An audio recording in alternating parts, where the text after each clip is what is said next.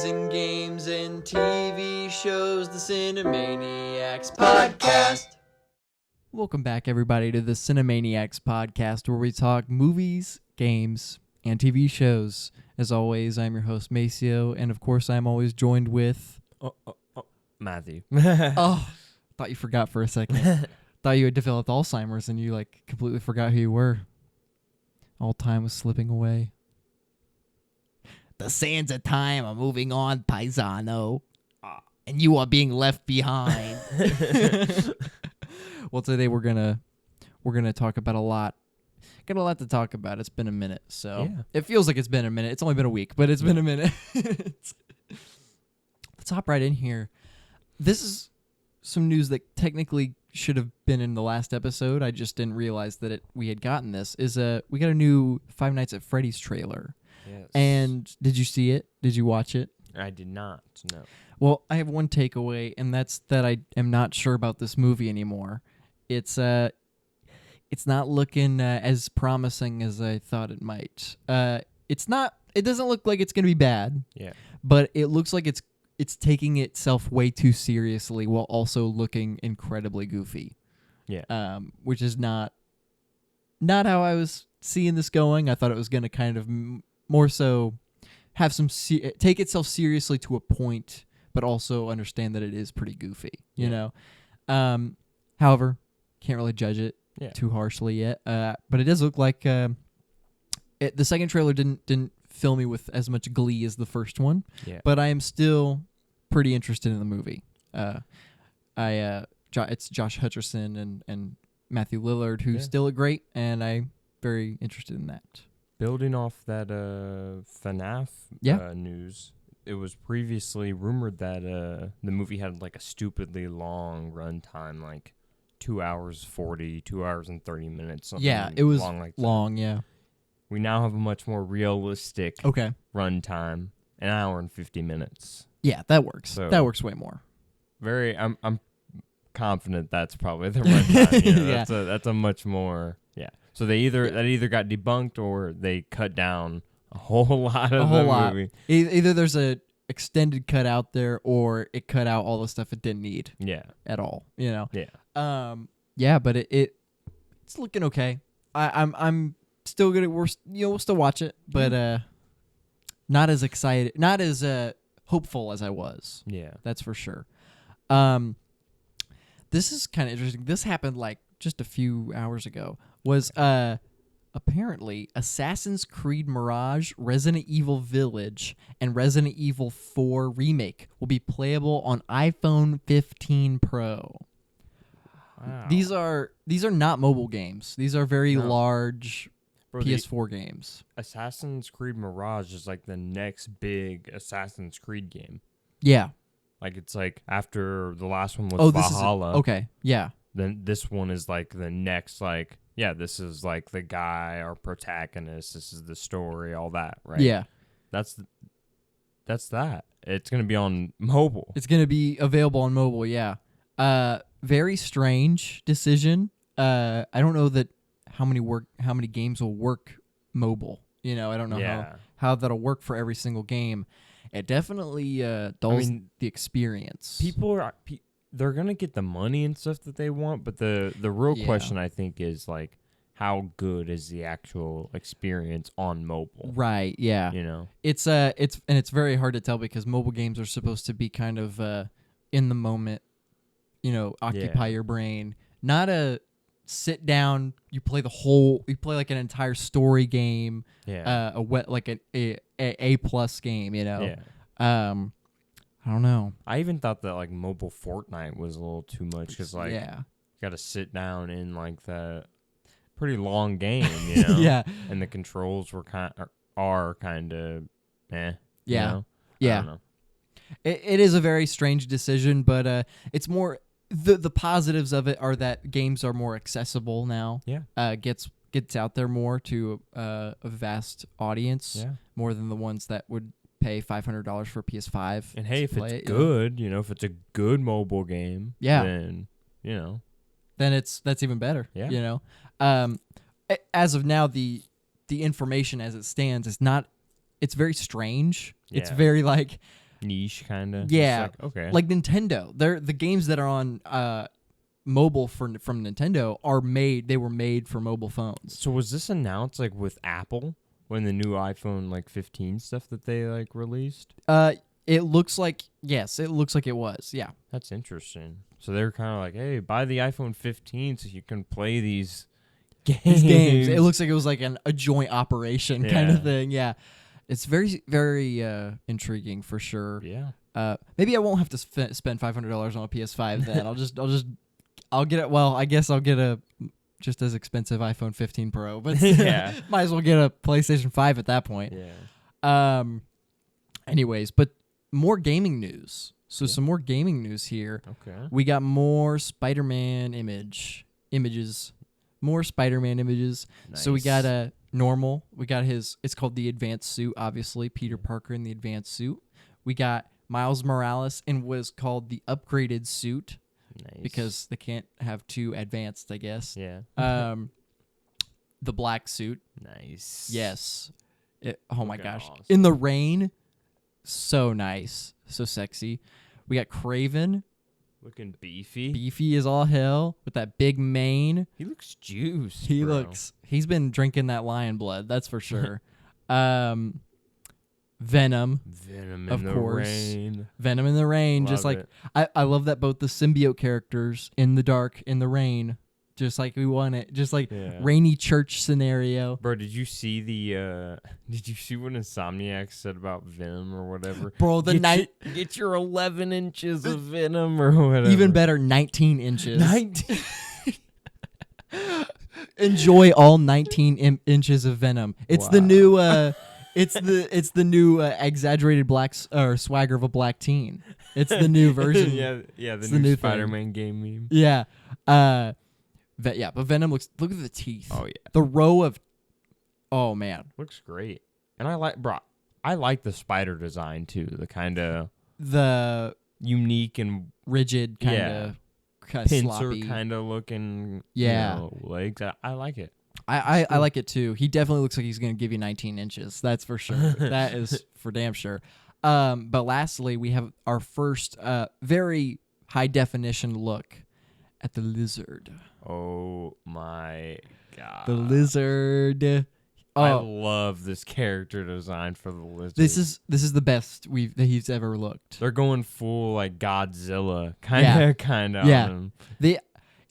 After seeing this design, it makes me kind of upset that he doesn't look like this in like the Amazing Spider-Man in No Way Home. How far they could have gone. Even like so, obviously TASM 1, he looks, it's like really only the head. Yeah, the head is the biggest problem. Yeah, but I will say this: I think he looks better in some scenes than others. Yeah, like for in sure. particular in like the school scenes and stuff like that. Yeah. He looks pretty. He's a threat. But like towards the end, like on the tower or whatever, when it's pretty dark, yeah, he looks pretty good. Yeah, but pull. I even think No Way Home is a huge like he looks way improvement. He looks way better. And this is wow. It's kind of like No Way Home took the Amazing Spider-Man model and like made it look better. Yeah. And just kind of improved on that. But this is taking both of those and shitting on them. Yeah. This is like, you should have done this. This is what Lizard should look like. This is going to be awesome. I can't wait to fight. I know. And the fact that he got his own little poster means that he's probably going to be bigger than we think. Yeah. I'm guessing maybe kind of a Spider-Man 3 situation where Peter took the symbiote to Connors to look at it. Maybe they're going to follow through on that kind of idea of maybe Connors kind of uses it to make his Venom make it, or not Venom, but a lizard kind of concoction. Oh, okay. Maybe we get a lizard Venom at some point. That would be crazy. It's an idea for sure. It's a big game. There's a lot that can happen. I mean, it's not like a movie where they're limited to 2 hours, 2.5 hours, It's just going to be very interesting how they intersect all these like villains and heroes with Peter and Miles and stuff. Right.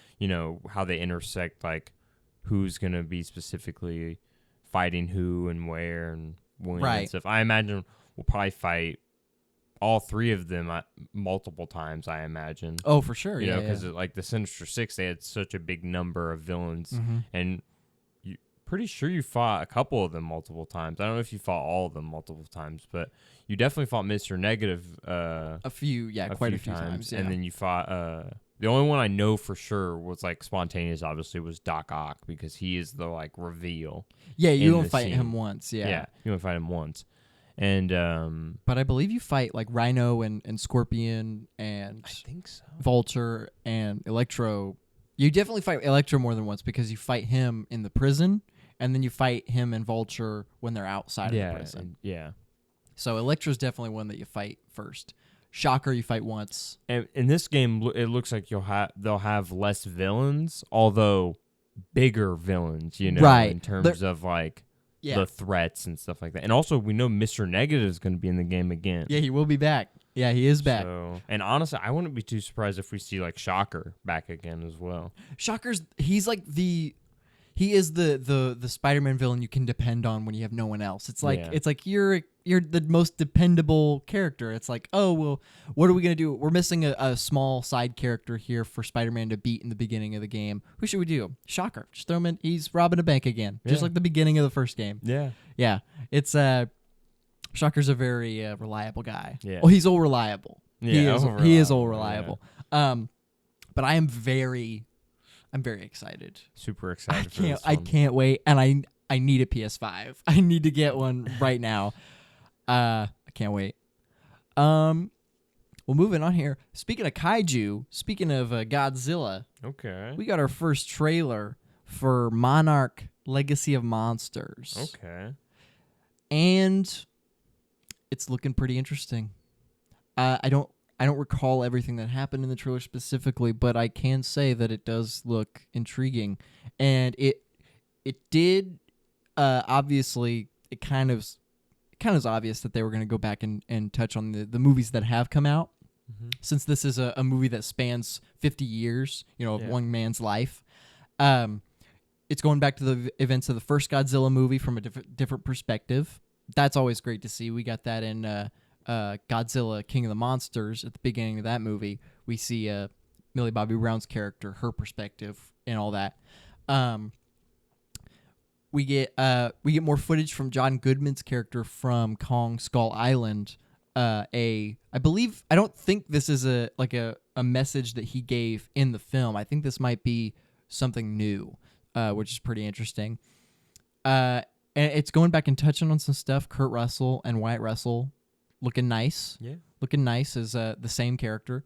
But I'm very interested, and it's going to be Apple TV Plus, and it is just going to be a big fucking kaiju battle. It seems like it's just going to be a big monster fight. Nice. However, this was not the only piece of Godzilla news that we've gotten this week. A movie called Godzilla -1, which is a Japanese film. I believe it's Japanese. I think it was. And it is a live-action Godzilla film in its own space. It's just, in its own film. Yeah. And it looks crazy. It looks like it's actually going to be like a good film, as well as being like kind of that monster movie tone. Yeah. It more so feels like it's going for like a movie type feel with it too. Yeah. And Godzilla looks crazy. He's like classic design of Godzilla, short little arms, like the puppet kind of Godzilla, but like scary ass looking. Okay. Yeah, it's very, very chilling looking. Nice. Very interested in that. Yeah. So some good Godzilla news this week. Moving on, Emma Stone filmed a secret movie with Yorgos Lanthimos, who is the director of Poor Things, which the more I hear, I'm just more excited for it. Apparently, it won Best Picture at the Venice Film Festival. Yeah.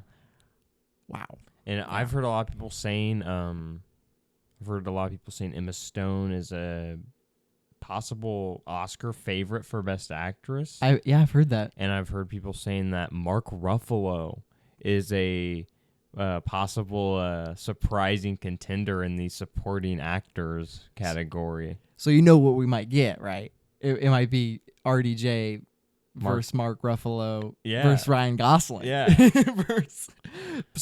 that's the RDJ Mark Ruffalo thing. But I was not expecting.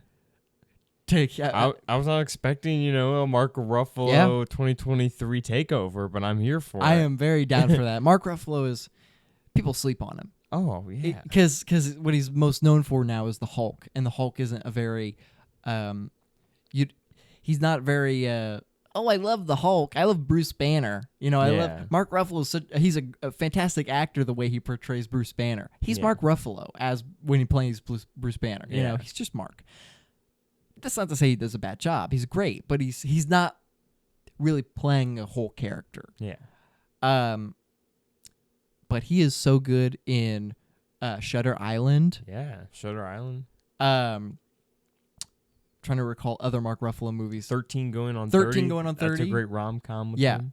The point is he slept on. Yeah. And people need to watch more movies with him in it to really see that he is a fantastic actor. He is. And it just makes me more excited for things. Yeah. Yeah. And with Bong Joon-ho. He's in that, right? With Robert Pattinson. Oh yes, he is in that. Oh, and that's gonna be crazy. Sci-fi stuff. Yeah, space stuff possibly. That's so Mickey cool. 17, I think, is the title of it. Yeah, it's very, very exciting, and people need to stop sleeping on my boy Mark Ruffalo. Yeah, for sure. You see his post that he made with Willem Dafoe with the goats. Yeah, that was so cool. I love that. Secret film. Yeah, the original Secret Film. Yeah. Very strange. That's interesting. Yeah. So it kind of feels like maybe like Poor Things, and then they were like filming the next movie together, like as well. Yeah, like maybe same time or after. Yeah, like just after. So I don't intrigued. know. I'm guessing next year and maybe another one. Probably next year. Yeah, that's very interesting. I don't know how you you work around that a secret movie. How you film a secret movie? They said, "Screw it, let's shoot another one." Yeah. They like working together. Keep doing it. Yeah, they made one. I know that one other film that they've made together called The Favorite. Is that the movie where she plays? She's like British royalty. Yeah. It has what's her name? Olivia something. Coleman? Yeah, yep. Olivia Coleman. She was Olivia Coleman and Judi Dench in a movie I watched this week. Oh, okay. Murder on the Orient Express. Oh, yeah. Okay. Mm-hmm. But no, yeah, they were. They were in that movie together and stuff, and I think that was their first collab. I think, but I think that Emma Stone and Yorgos Lanthimos were like a new kind of partnership kind of going on. Yeah, that's awesome. Yeah, that's awesome. And we need Emma Stone. Has she done anything notable since La La Land? And Birdman came out the same year, so I don't know that. I haven't seen The Favorite. I've heard praise from it, but besides that, that's it. And that came out in 2019, so not too long after. Not too much. Yeah. So. Oh, and she's doing that movie with it's the movie A24 movie. It's coming out soon. Nathan Fielder and Safdie, right? Benny Safdie. Yeah.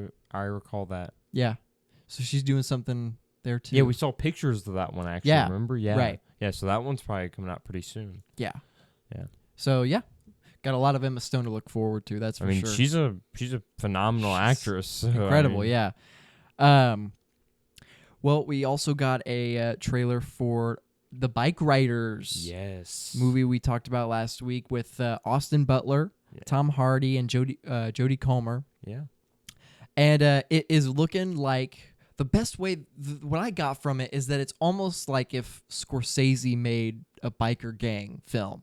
It kind of feels like cultist gang, mafia vibe, but with a biker gang. Yeah. Which is I don't know that I've seen a movie focus on a biker gang. like the kind of stereotypical biker gang, you know. I mean, I imagine there's some out definitely there, are, but I personally don't think I've seen any either. Yeah, and this is a very interesting kind of.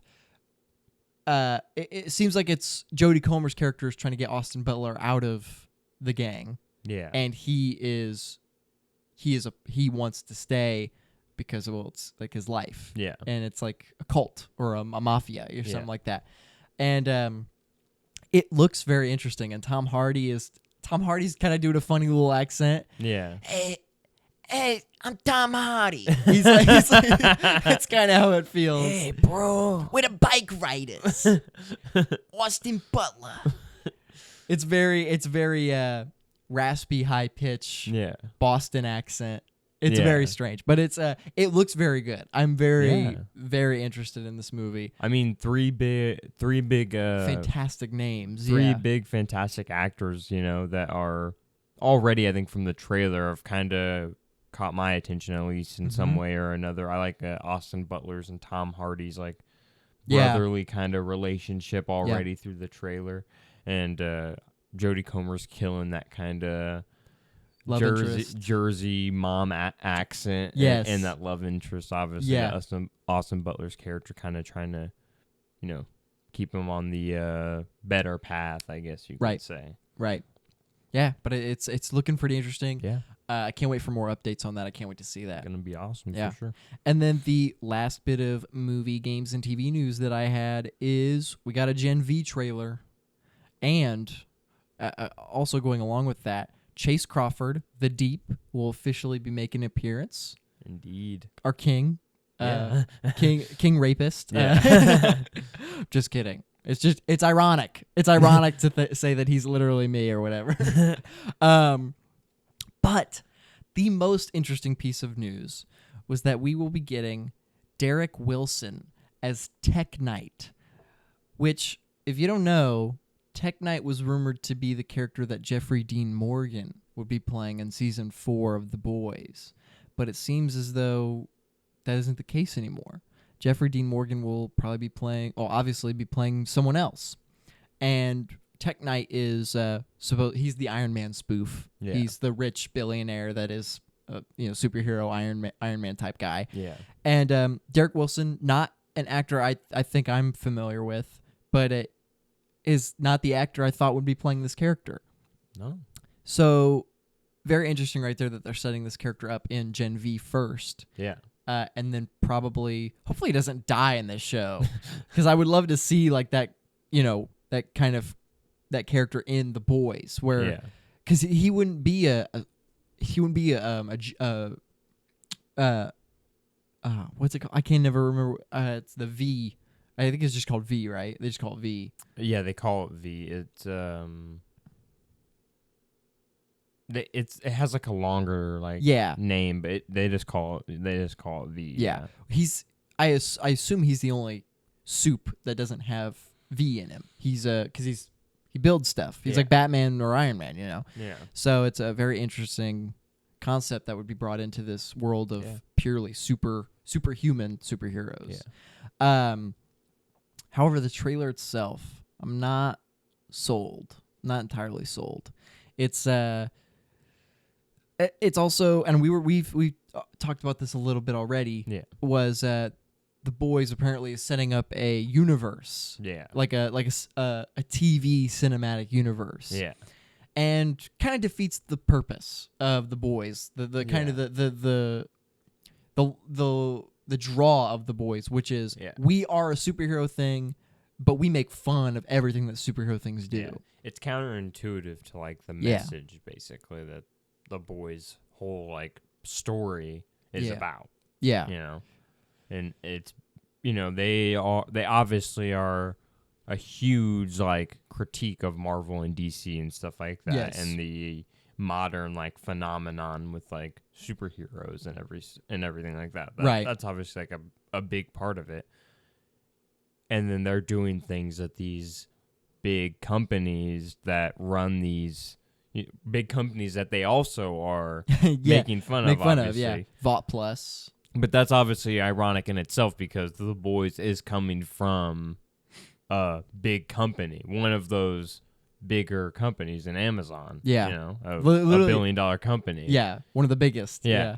So it is already ironic that, you know, that's happening, but at the same time, Yeah. it's television, you know, so Right. a story's just, you know, someone's gotta tell it, you know. The Boys was a comic before it was, you know, bought by the rights were bought by Amazon Yeah. or whatever anyway.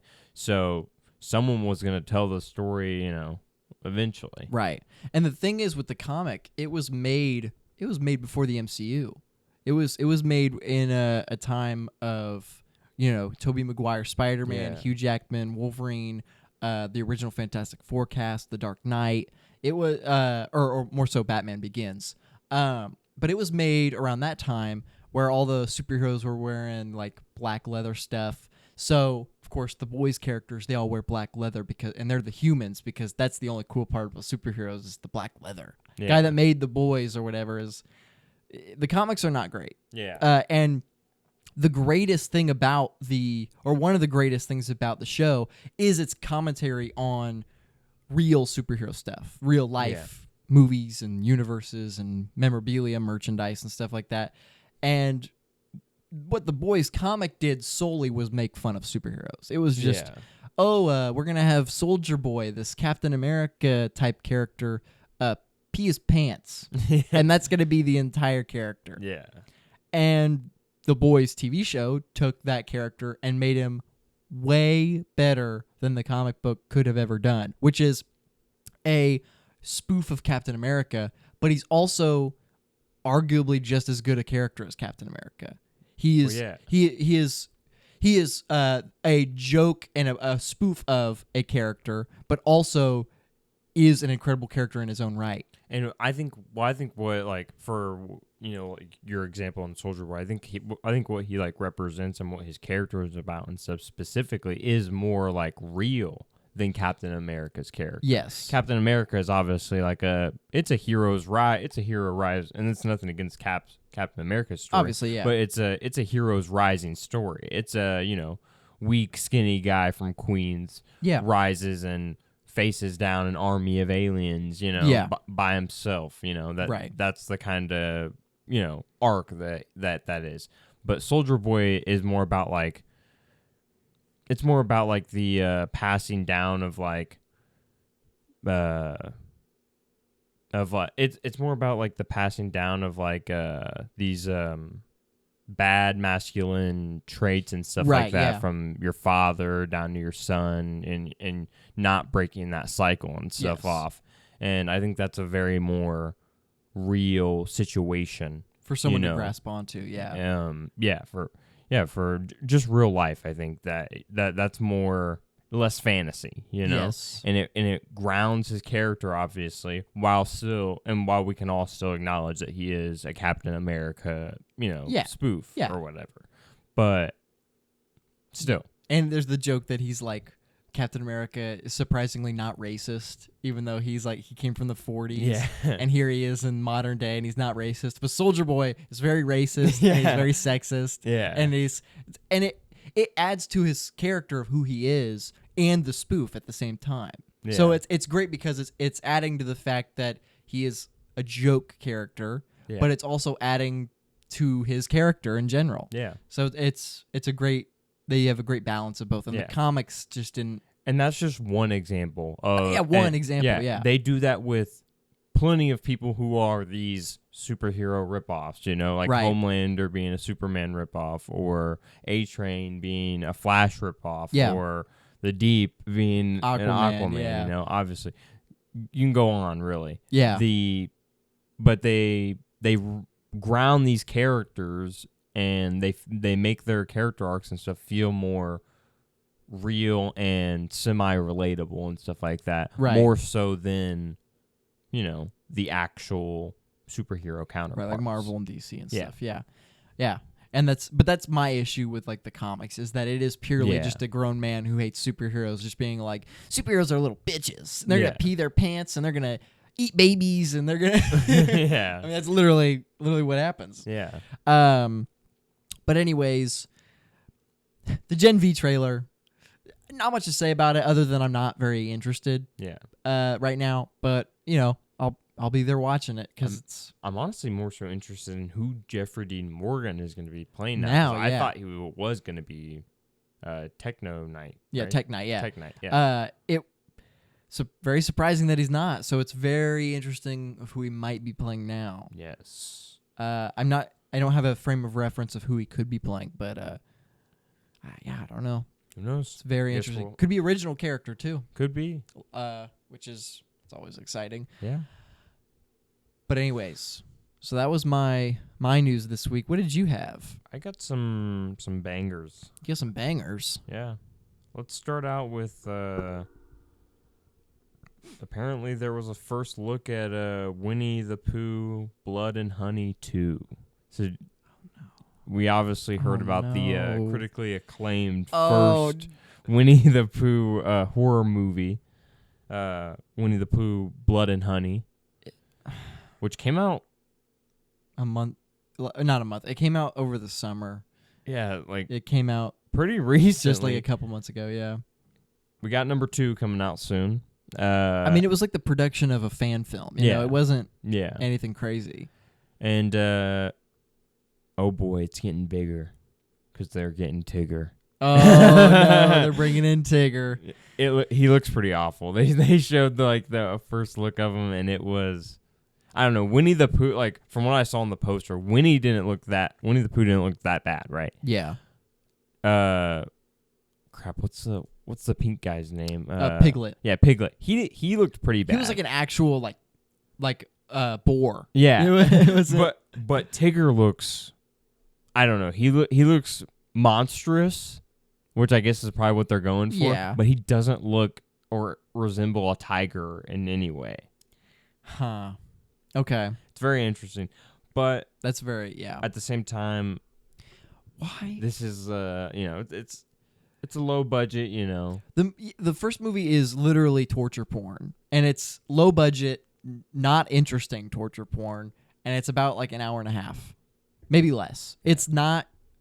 It is one of the worst movies ever made, and it came out this year, and it probably should win best or worst picture, like worst picture, at the Razzies or whatever. You know, it's terrible. I can't believe they're actually doing another one. That's crazy. Yeah. That's insane. On to possibly better news, depending on how you look at Hopefully. it. Craig Mazin reveals that he's developing a Pirates of the Caribbean movie. Okay. So that's basically it. He didn't really add on any information there. I'm making it. Yeah.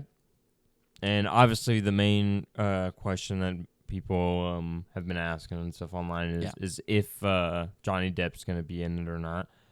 Who knows at this point?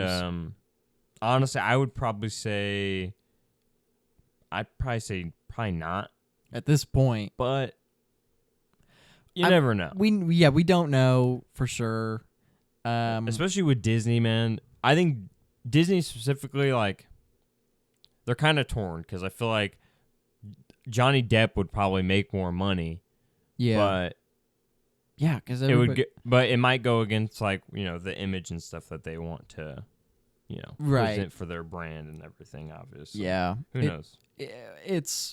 Another Pirates movie is obviously exciting for Pirates fans and stuff. Yeah. But Johnny Depp is Pirates of the Caribbean. It's what do you have without him? Like Jack Sparrow is, I don't know, even in my opinion, I think that some of the later movies start to get less interesting and stuff like that because of Jack's character kind of deteriorating and stuff like that. Like I think after 3 specifically, I think 1, 2, and 3 are all pretty consistent in in the increasing level of quality that they have. 1, 2, 3, they're pretty good, all of them.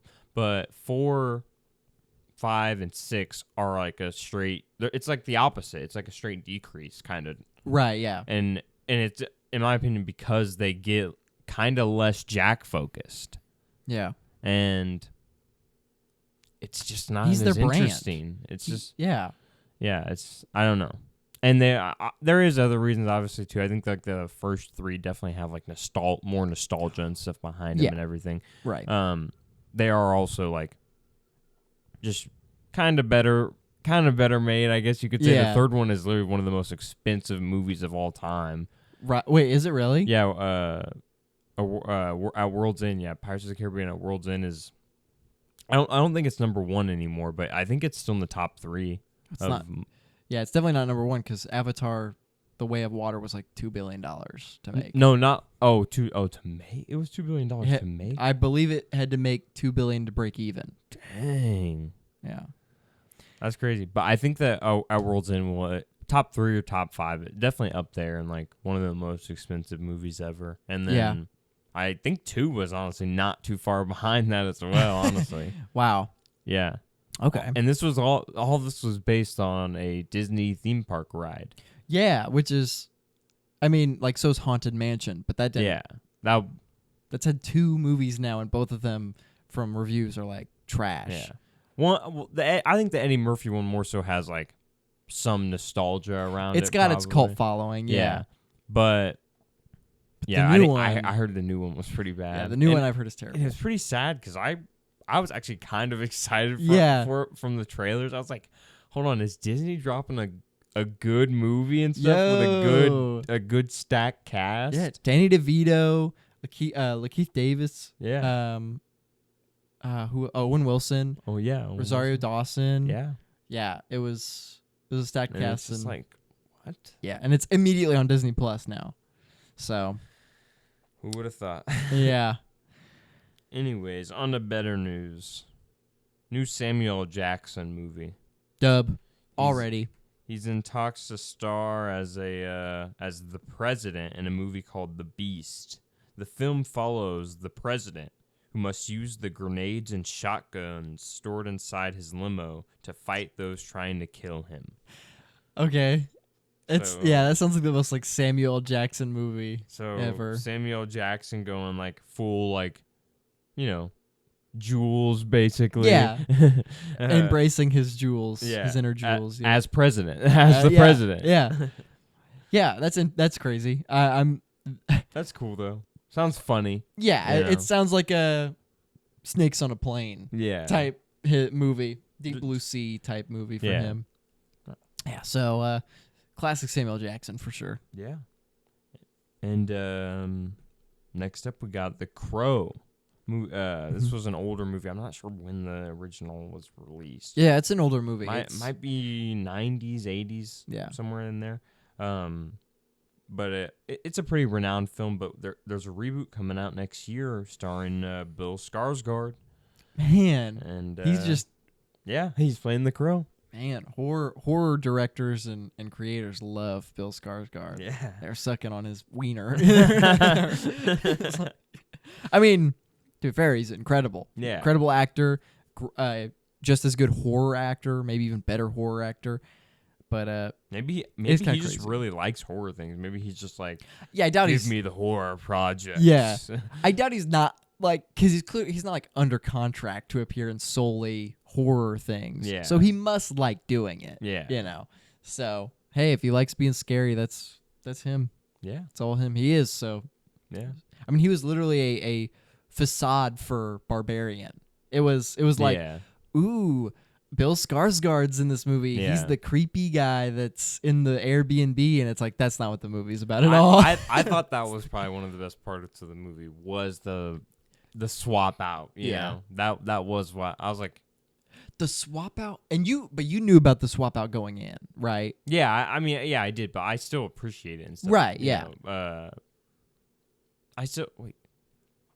Actually, I don't know if I did know about the swap out going in.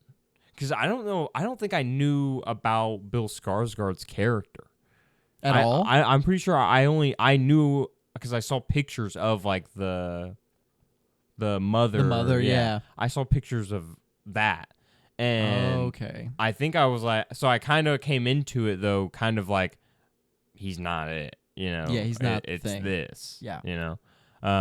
Which already ruined. But that does basically ruin the surprise. That kind of swap out. So yeah I did kind of know. Yeah. Yeah, I rewatched. I believe I had talked about. I might not have talked about it, but I think I did. Yeah. I rewatched it, and I didn't like it as much because of I already knew. Yeah. And it's that first watch it's so good on that first watch because they really get you with, we have Bill Skarsgård in this movie. He's the villain. Yeah. And it turns out he has nothing to do with what's going on. Something else is going on. And it kind of, that second watch is like, I already knew though. Yeah. So it definitely works better in theaters. Yeah. And on a first watch, maybe even after just watching the trailer and that's it. But definitely, if you hadn't seen the trailer, definitely. Yeah. Next up, a new Chris Evans and Emily Blunt movie, directed by David Yates, called Pain Hustlers. It's coming out October 27th and releases on Netflix. Yes, I think I caught a glimpse of this trailer, but I did not watch all of it. I have not heard about this movie prior to this or anything like that, or the trailer. Yeah. I haven't heard about it. Sounds interesting, though, based off the names, Yeah. Chris Evans, Emily Blunt. Yeah, I have no idea what it's about. I literally saw the trailer and I was like, I'll probably check that out later, and I never did. Yeah. But yeah, I saw some stuff about it. Looks pretty interesting. Speaking of Chris Evans, though, our boy got married. Yeah, I saw that. Yeah. That was actually pretty surprising. It was, I didn't yeah. even know he was in a relationship or anything. I had seen that he was in a relationship or something, but I mean, I'm not one of those weirdos that's like, oh, he's got a girlfriend now. Yeah. He's who's he dating now? It's I don't fucking care. Yeah. Let people live their lives. But that was cool though. But it is nice to see that he got married. Yeah, that was cool. Yeah.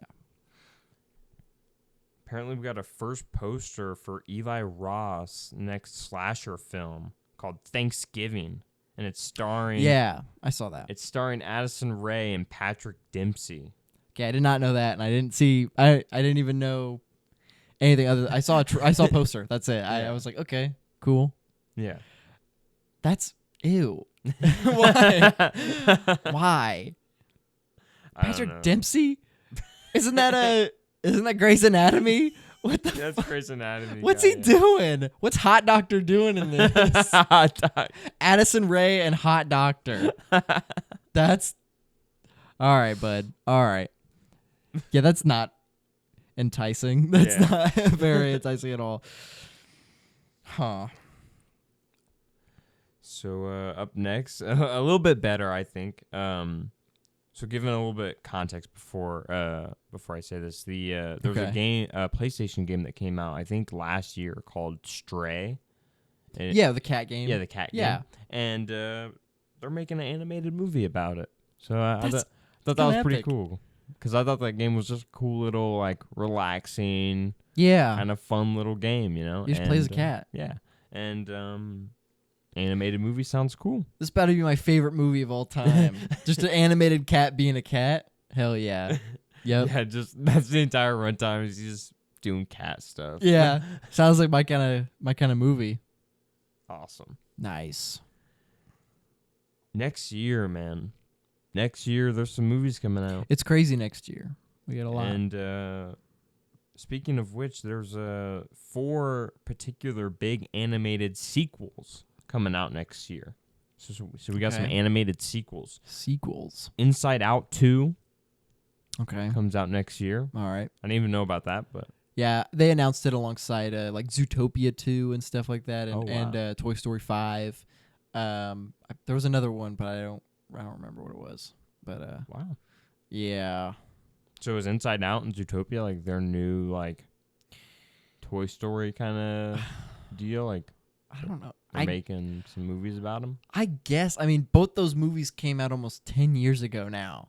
So yeah, I don't know. It's kind of too late to say that it's the new like Toy Story or Cars. It's like it would have been the new Toy Story or Cars or whatever, a year after Inside Out and Zootopia came out if they had made a new movie right then. Yeah. But since they waited so long, it's more the new Frozen. It's kind of because Frozen got a sequel like almost 10 years later. So, yeah. But I'll say this: I watched the first Inside Out a long time ago, and I do not remember a single thing from the movie. I'm not a fan of Inside Out. I've heard polarizing things about it. Yeah, it's my favorite part of the movie is the ending and the how real it gets. But other than that, I'm not a fan of the comedy. I'm not a fan of the characters. I really only like the real life aspect of it, which is, little girl gets depressed and misses home. Yeah. And tries to run away, basically. So is it safe to say you're not too excited about the sequel? Definitely not. But I'll probably watch it. So okay. Next animated sequel coming out, a trailer released for this one recently, Chicken Run 2. Dawn of the Nugget, right? Yeah. Or Rise of the, or what's it called? Something Nugget. Something, yeah, it's something, I think it is Rise of the Nugget, I want to say. Yeah. Yeah, but I have never seen the original Chicken Run. I haven't either, but I know the specific art form and characters and stuff. It's the Flushed Away. Yeah. And Wallace and Gromit. It looks kind of like claymation. Claymation, yeah. But it's a studio. It's a British studio that does it. And Flushed Away, man, I love. I can't wait to rewatch that. Oh my god, I have to rewatch it soon. I love that. The thing that I love about Flushed Away, they didn't have, and this is such a small thing. They didn't have to do this. It came out like a year or two, maybe 3 after the first X-Men movie, and Hugh Jackman had done nothing besides X-Men before that, I'm pretty sure, and he literally wears a Wolverine outfit. Yeah. They made a Marvel reference before it was cool to make a Marvel reference. I was like, that's crazy. They didn't have to do that at all, but they did. That's so cool. Next big sequel, I think this is probably the biggest one on everyone's list, is Kung Fu Panda 4. Yeah, I can't wait. I'm not a hater of 3 like a lot of people are. Yeah. A lot of people don't like 3. It's definitely the weakest film, but it's I don't think there's a bad movie so far. That trilogy is all good movies. Yeah. All great movies. And 2, I think, is 2 is definitely underrated. I have only seen 2 once, and it was when it first came out. It is 2010. It is so underrated, in my opinion. Yeah, I gotta rewatch it. Wow. I gotta because I've seen the scene where he dances with the ball and he shoots it back. Yeah, and I'm like, damn, this goes hard. I do not remember this movie being so hard. So I definitely gotta rewatch. Gary Oldman. Yeah, Gary Oldman's fucking. Gary Oldman's the villain. Yeah, or what's his? Is that his name? Shin. Yeah, Shin. Yeah. Yeah. Oh wow. Yeah. Wow. It's a good one for sure. I can't wait. And the 4th one, I'm so excited. I mean, I've heard crazy rumors and stuff about the potential villains and stuff. Everyone obviously wants Tai Lung back. I think everyone's been begging for that because he's like the fan favorite kind of character. Yeah. In terms of, or not, maybe not character, but in terms of, he's the fan favorite, like villain. You know. I think it's very possible he comes. I think it'd be cool if they do years later Poe, and because in the 3rd movie he really becomes the Dragon Warrior. Yeah, it's kind of a Spider-Man Homecoming to No Way Home situation where it's he is Spider-Man, but he really becomes Spider-Man in the last movie. Yeah. So Poe is the Dragon Warrior in the first movie, but the 3rd movie is where it becomes the Dragon Warrior, and I would love to see if the 4th movie takes place many years after him being the Dragon Warrior. I'm talking it's obviously a kid's film, it's a DreamWorks kids film, but they took a more dark turn with Puss in Boots. I would love to see not old, but maybe rougher Poe, who is still just as funny as he is and as charismatic as Jack Black is, but a rougher, more experienced Poe. Maybe it's a I don't want to say a Logan type story because that makes it sound damn, a really dark story like that. Yeah. But that kind of idea of he's been through it. He's been this guy now. So kind of Loki, kind of what Poe imagines of himself as the Dragon Warrior in the first movie. Yeah. In the beginning dream sequence. Basically. When he's all maybe not as, because he is overly like stoic and stuff like that, obviously for comedic reasons. A young man viewing himself as like a crazy, like really good guy. But that's not too far off, I don't think, of like a depiction that we could see of him as an older, It'd be great if the movie started. So seeing all the character, all of like the Furious Five as like an older, rougher, and then I guarantee you one of them has to like, one of them didn't make it somehow. Oh yeah, bro, that was Mantis. Oh yeah, I'm like, bro, I don't care. You couldn't choose one, bro. Any one of them I feel like would hurt. Some of them would hurt more. Obviously, like you're not gonna choose Tigress, obviously. Oh yeah, after the second movie, which like builds her up. Yeah, yeah, and her and Poe are obviously like they're kind of closer than they're kind of closer than the rest of the Furious Five. They'd be fucking. But it would still hurt regardless of who you chose. It would really hurt. I really want this kind of like this. But like you said, what he actually would become as the Dragon Warrior, what he viewed himself as, but like a realistic version of that. Yeah, and it'd be great if the movie. So the first movie starts out with this like fantastical version of himself when he's the Dragon Warrior, and he's like a badass and stuff, and he thinks he's so cool. And then the opening for the fourth one could be in that animation style of like the 2D animation. Yeah. But what really happened. And it's like kind of sad. It's like, bro, okay, so maybe like I get what you're saying. Maybe it's like that same like fight that goes down. A similar thing, yeah. Yeah. But like maybe that's when the Furious Five, that member of the Furious Five, whoever they choose or whatever, didn't make it or whatever. Maybe that's when they get killed or something. Yeah. And Poe could have done something to prevent it. Bro, that would be crazy, bro. Oh man. Kung Fu Panda 4 has the potential to be one of the best animated movies and ever.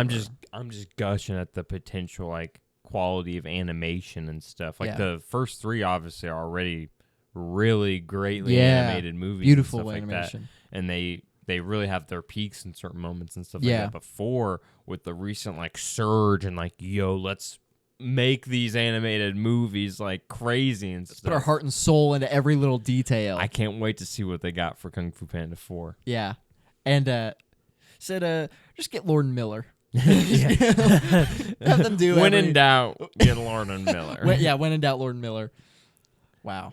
Next animated sequel and the last one for next year, Despicable Me 4. Throw it away. I don't want it. I don't. I mean, it arguably died after 1, but it for me died after 2 because 2 I actually enjoy. I think 2 is arguably just as good as 1, but 1 is definitely the best one. And it really died when Minions came out, and they started just milking that shit. I actually don't think I've seen 2. I've seen 1 for sure. I've seen Minions. Yeah, but I don't think I've seen 2 or 3. 2 is when he gets married. Yeah, who plays the girl? Kristen Wiig. Yeah. And she's in all the movies as like a side character, and Lucy. Yeah. Wow. It's very interesting. Yeah. That is interesting. But no, I haven't seen the second one or 3, which introduces like his like brother or whatever. Right? And the villain is an 80s kid. He literally is like he has a guitar and he plays Michael Jackson songs on it and he like dances to it and he's got all these like 80s gadgets and stuff. And he's played by Trey Parker, who is the creator and star of South Park. He plays like Cartman. He plays like all of them. Oh, okay. And it's not good. The 3 is awful. Yeah. It's terrible. I don't want 4. I didn't want a 3, and I didn't want a 2. Yeah. And I didn't want a Minions. So, yeah, but I'm not interested in this at all. Me neither. Yeah. But that is all my movie, games, and TV news. All right. Well, we're not done yet. We got comic book movie news to go through. Yes. Let's hop right into it. Bad Bunny. I believe we might have talked about this already, but Bad Bunny is officially out as El Muerto. It's a sad day. Yeah. The one thing that they had for this movie, which was Bad Bunny, is no longer a part of it. Building off that, I've heard that El Muerto is canceled. I Completely. will cheer if it gets canceled. But yeah, so it says Bad Bunny is no longer attached to El Muerto after it was pulled from Sony's release calendar. His agent confirmed the news with Variety when asked about the status of the film. He said, quote, "Obviously, it's out." So this movie's not happening. Sony took the hit, maybe? I Maybe they finally got it. really hope. Because as much as I don't care about Craven or Madam Web or these Sony Spider-Verse movies, not Spider-Verse, but the Sony live action movies. Yeah. This was the one that I was most like, please don't do this. Yeah. You will regret this. Yeah. I mean, if you didn't regret Morbius, you will regret this. You know? Yeah. So that's a W if it is canceled. If it is actually canceled, yeah. For sure. Very good. We also got our first look at Aquaman. Yes. Lost Kingdom. There's not much to go off of because we don't have a trailer. However, the trailer will be coming out this Thursday. So we will be talking about that when it comes out. But the look that we got, visually it looks okay. It looks fine visually. Black Manta is going to be the villain, which is not the biggest surprise. No Amber Heard in sight in this little first look that we got. So they could have just kind of, I mean, they did what they said they were going to do, which was like cut her down, Yeah, reduce her role. Probably. Yeah, so we'll keep updated on that. I can't have an opinion yet. There's literally nothing to go off of other than a few glimpses. So, well, you'll be surprised to find out that Aquaman: The Lost Kingdom is my most anticipated movie of the year. Oh yeah, wow, that's a shock. I can't believe that. Yeah, I love that. A movie that no trailer, we know almost zero about, and in fact, the most that we do know about it is that people think it's the worst DC movie ever made, and it is your most anticipated film of the year. Great. Said I need a new co-host. Yeah, but we'll be keeping updated on that. For sure. Speaking of people that are being cut out of stuff, like Amber Heard, Jonathan Majors is apparently only in half of Loki season 2. I don't know if this was like he was already in half. My guess is that he was already in half because I doubt that they'd make him be in like the entire show. Yeah, I don't. Is it purely? Do you think it's purely as Victor Timely? Like, no, I think we'll see multiple versions of him. him. I bet the show ends and we see like actual Kang. I bet the. So you think it's more so like the last 3 episodes? Yeah. Rather than the first 3, which, granted, given the way Disney Plus shows are, and although Loki is a good Disney Plus show, still a Disney Plus show, we could see him. It kind of follow that kind of formula of like, oh, we'll wait halfway through the series. Oh, here's the big guy at the end of episode 3, and then the last 3 are about more about them and stuff like that. It's also possible that we see, since we already know about Kang, we already know about Victor Timely after Ant-Man.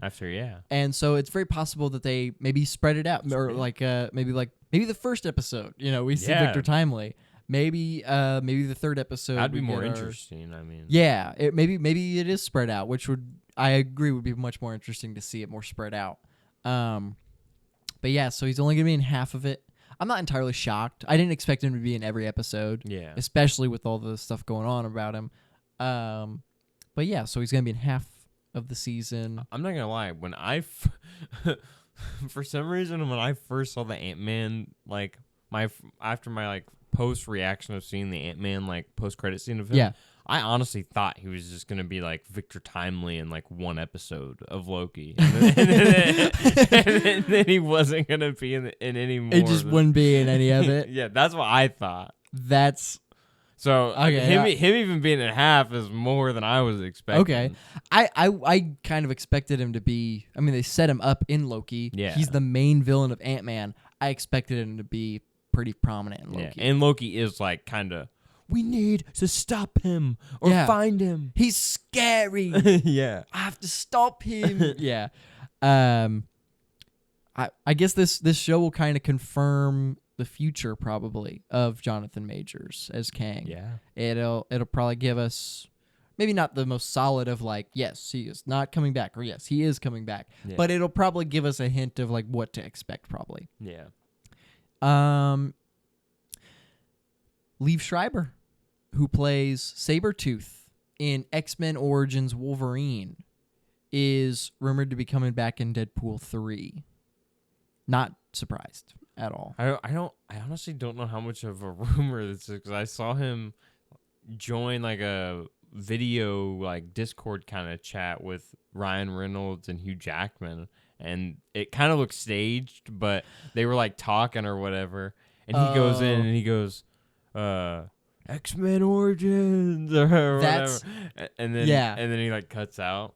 That video is from 2020. Oh, okay. That was a COVID. I was wondering why. I was like, oh, yeah, is that like them confirming or something? That was a COVID X-Men 20-year reunion. Yeah. Okay. And Ryan Reynolds was not in the 20-year, or was not in the first X-Men movie. It starts off with like the main cast. Yeah. And Ryan Reynolds shows up and they slowly all leave, and it's just him and Hugh Jackman. And then he goes, and Ryan goes, you know what this makes this a reunion for now? And then Liev Schreiber comes in and he goes, X-Men Origins Reunite. And yeah, but that's what that's from. Nice. However, I do still agree that I don't know how much of the rumor that this is. Yeah. This is probably fucking happening. This is, I mean, why at this point? At this point, it doesn't make sense for it not to happen. Yeah. I'm gonna be saying that about pretty much every news that we get about Deadpool 3 because they got Hugh Jackman back. The biggest thing that they did was, let's get the hardest guy to get back, and then from there, the rumors will take over, and it'll be so believable that everybody's in this movie. Yeah. So, yeah, Liev Schreiber, he was apparently going to be in Logan at first, which I think would have been very interesting to see. At the end of the day, I'm kind of happy he wasn't, but it would have been interesting to see, and I'm glad that we'll get that little reunion in this movie. Oh, yeah, for sure. Moving on, some Spider-Man news, some Spider-Man 4 news. Michael Mando is heavily rumored to be coming back as the Scorpion. I've even heard people say that he could be a major focused villain of the movie. Yeah. Yes.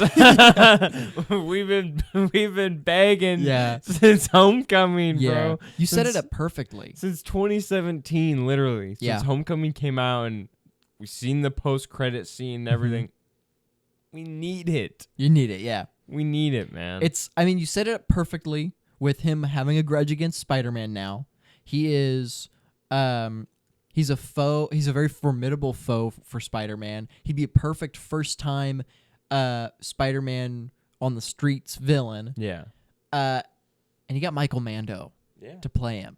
And if they're doing the J. Jonah stuff, it's a bigger way to prompt J. Jonah in the spotlight more. To have him in scenes instead of on screen. Yeah, just on the news thing. Yes. You know? Which they've obviously been working their way up to that because he is a more prominent figure in No Way Home, but he is purely through a screen. Yeah. And I'm really hoping that they just work it up. They're just like, he's working for Jonah now. Yeah.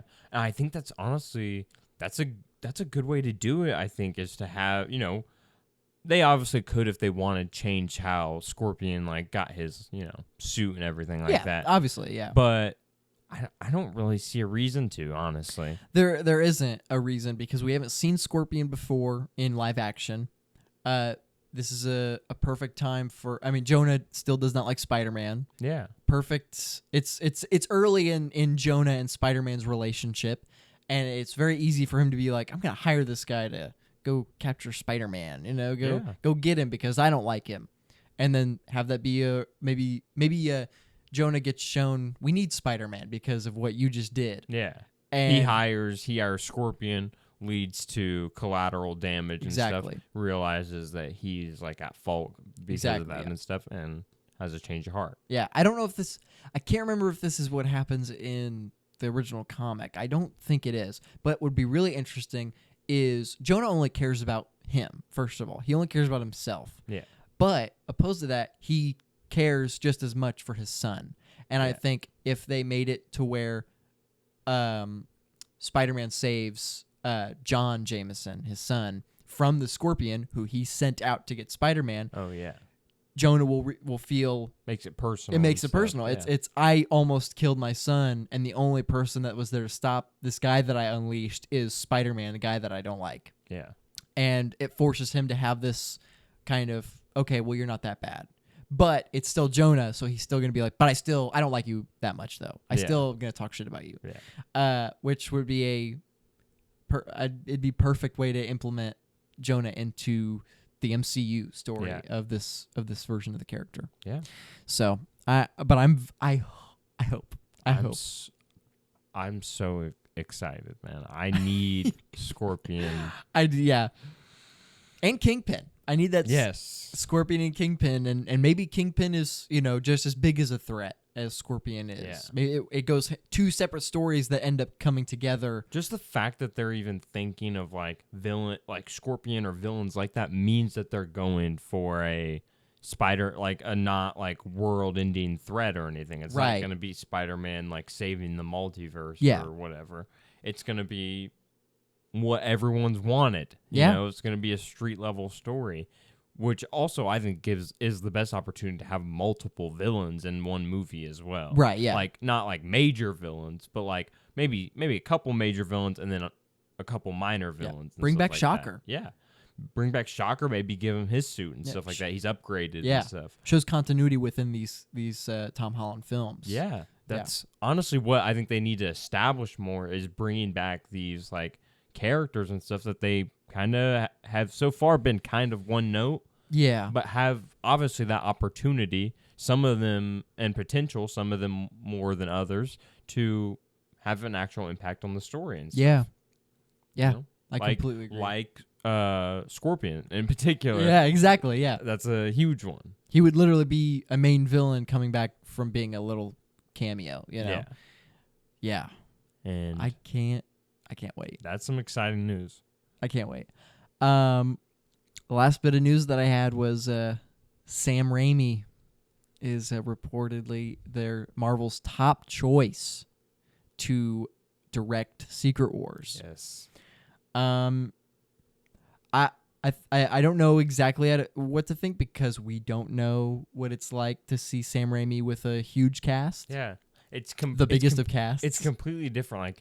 Doctor Strange and the Tobey Maguire Spider-Man movies both had relatively big casts, but an Avengers movie is not it's relatively big cast. It's a humongously bigger cast than what you're used to working with. It's an almost incalculable level of actors on screen together. The names and stuff like that. It's so much, and we don't know how that meshes with Sam Raimi in particular, but we know one thing about Sam Raimi for sure is that he has style.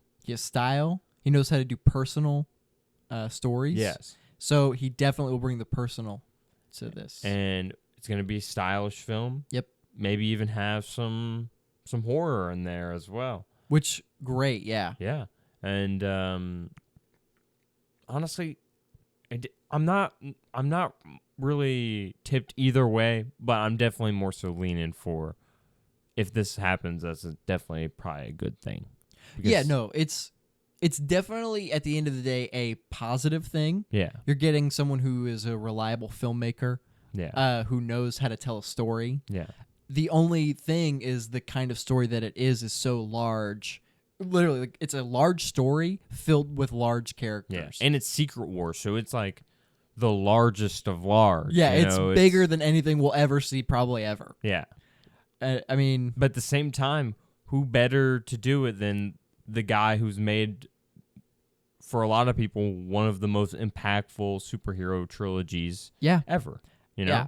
Who better than, arguably you could say that X-Men was the start of the superhero, the superhero craze. Yeah.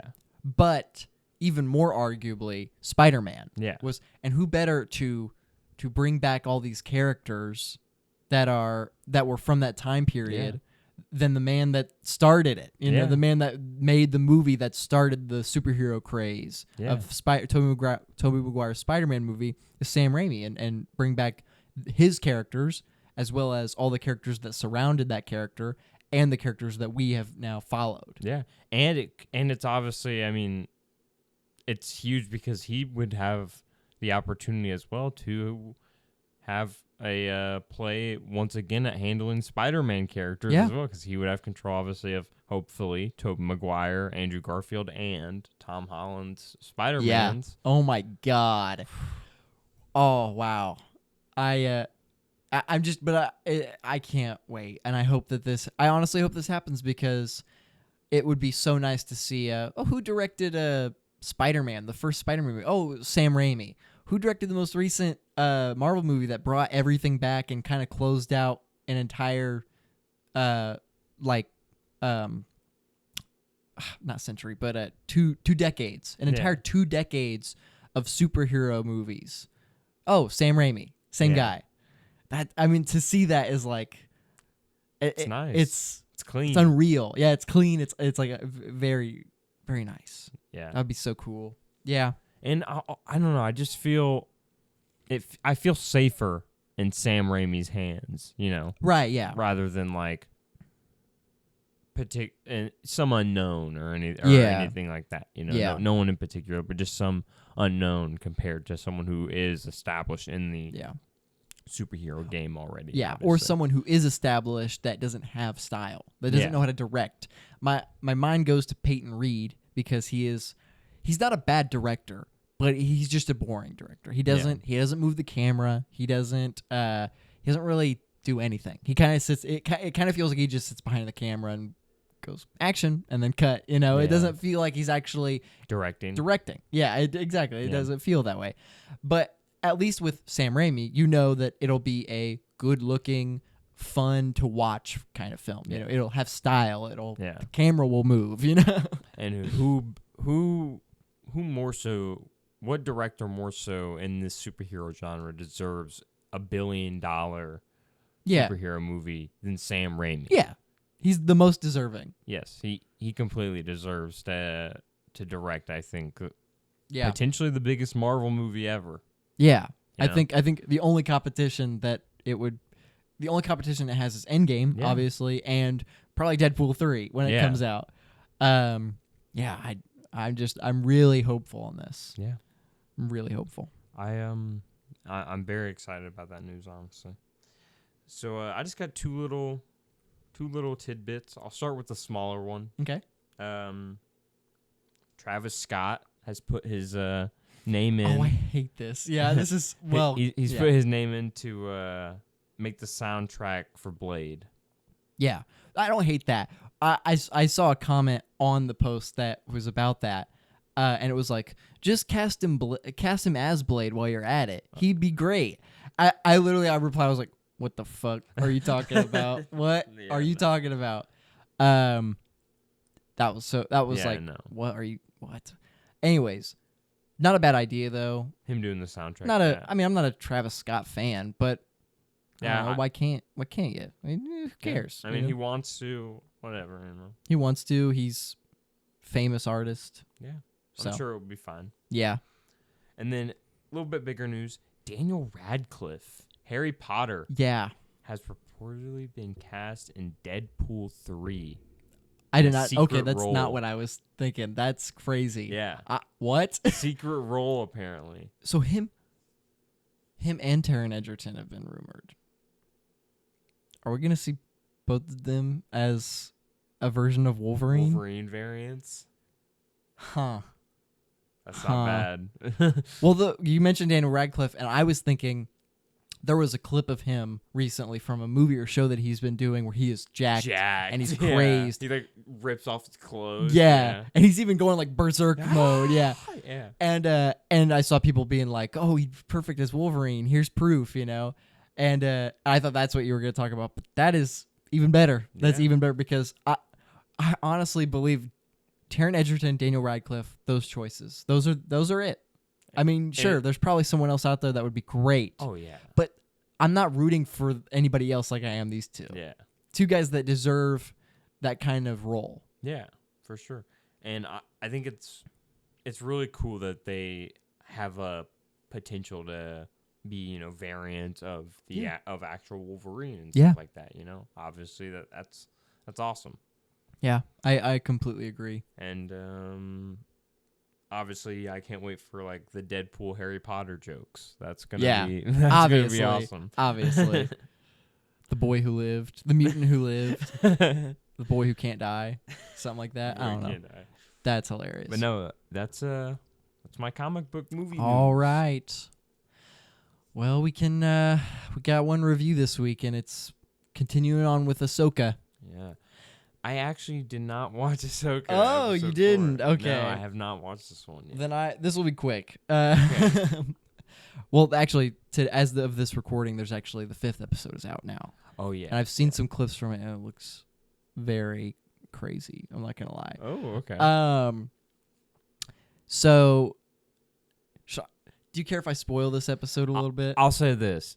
If you're going to say something about, like, Anakin, I've seen that. You already know? I've seen that, yeah. It is the ending of the episode. That's the very end of the episode. We see Anakin. And I'm not going to lie, I have literally no feelings towards Anakin and Ahsoka. I didn't grow up watching Clone Wars. Yeah. And when he was like, "Hey, Snips," and he turned around and there he was, I was like, that's so cool. I was like, that's so fucking awesome. And he looks just like he does in the Clone Wars. Yeah. It's just a short little scene, and it's very nice, and they're going to expand on it in this new episode that just came out. The episode overall, it's probably the best episode. Great fights, great dialogue. This is our first time we see Ray Stevenson's character, Baylan Skoll, and Ahsoka go head-to-head. They fight each other. Oh, yeah, I've seen and pictures of that, yeah. Pretty nice. I'm trying to recall. I watched it beginning of this week, so I don't really remember everything that happened.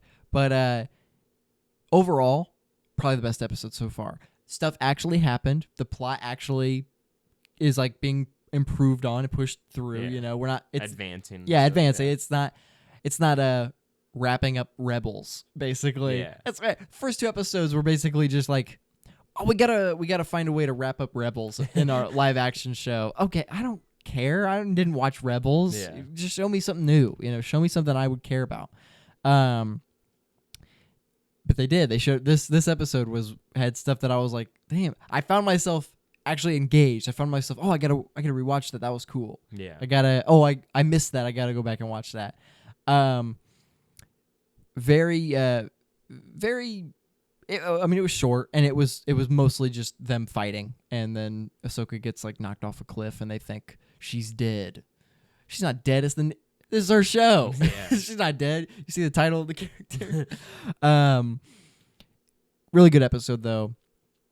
I'm very interested in what they do with this next episode with Anakin stuff. Nice. I did see a clip. I don't know if it's from this new episode, but it looked like it was him as Darth Vader with his like in Obi-Wan where his mask got split and it was obviously Hayden, but he had the mask on right here still, and it looked like that, but like it was completely off, and it was him talking in like up close like evil shot. So I'm very, very intrigued by that. Well, this episode is giving me hope for this show. And that's as best as it's probably going to do so far. That's so far best episode.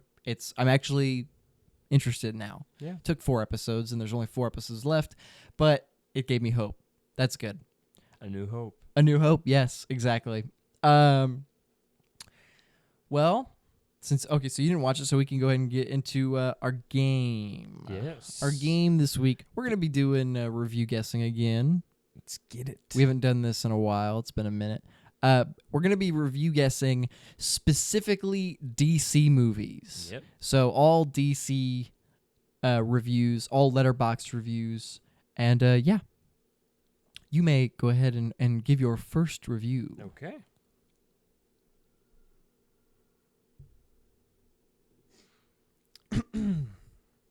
Okay.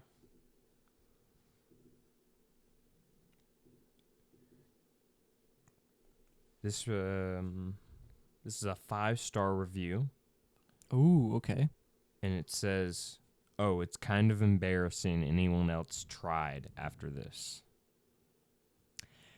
It's kind of embarrassing anyone else tried after this.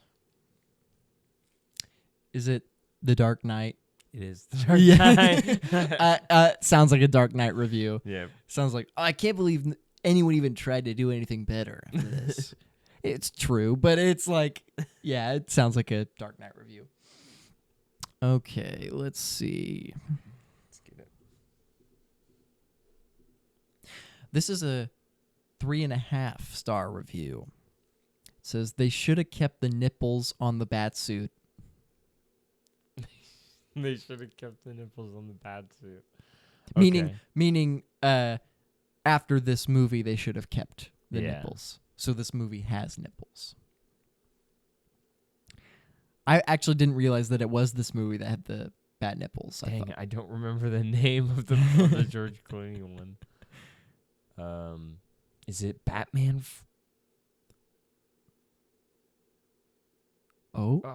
Is it Batman Forever? It is Batman Forever. Whew. Yes, it is Batman Forever. Okay. Yes, they should have kept the nipples on the batsuit. Yeah, that was the best part. I rewatched The Flash, by the way. I still don't hate it. I still think it's fun. Yeah, It's bad, but it's still fun. You know, Yeah. I think it's not as bad as everyone says. definitely. This is a 2-star review. Okay. Wait, this isn't Captain America? Oh, Wonder Woman. Yeah, Wonder Woman Yeah. 2017. That makes it is. I mean, it is Captain America. Guy named Steve sacrifices himself in a world war in a plane, and he ends up living. By the way. Yeah. Okay. This is a 4-star review. Says, honestly, it was worth suffering through Suicide Squad to eventually receive this gift as a result. I'm gonna say I don't know because I'm just gonna say the Suicide Squad. No. What is it? It's Birds of Prey. Birds of Prey. A movie that nobody realizes exists. I always forget about Birds of Prey. I seriously, every time I recount the DCEU, I never say it. Because I forget that it exists. I just don't remember it. Yeah. I kind of surprising that it came out, to be honest. But yeah, that was Birds of Prey. Nice. Nice. Probably this is a 3.5-star review. Probably the most thought-provoking superhero movie ever made. An art house blockbuster. Oh man! And this is a 3-star review. 3.5-star review. Yeah.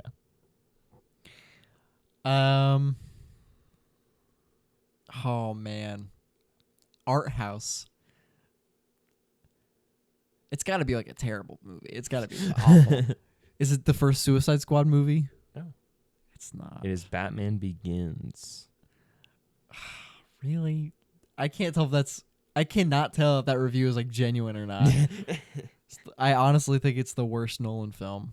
I don't even think it's that bad, but I think it's It probably is, honestly. it feels like a montage. It's that, and like it's like, so does, like, I feel like Oppenheimer has the same feeling, but Oppenheimer utilizes it so well because it is a story over time. It's a time period, or it's a guy's life, things he did, something he did in his life leading up to it and after it.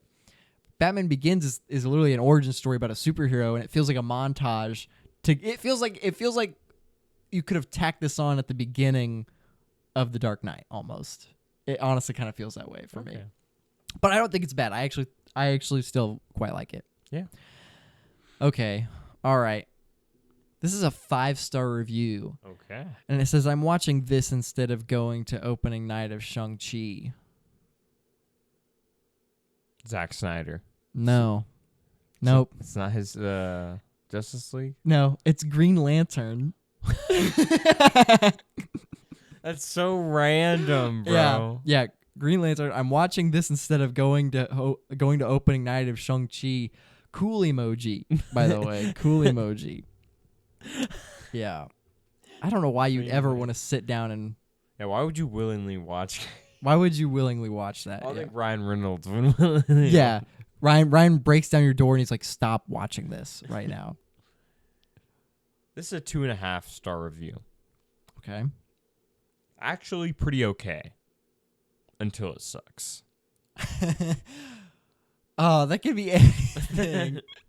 Actually pretty okay until it sucks. Is The Flash. It is The Flash. Yeah, okay. All right.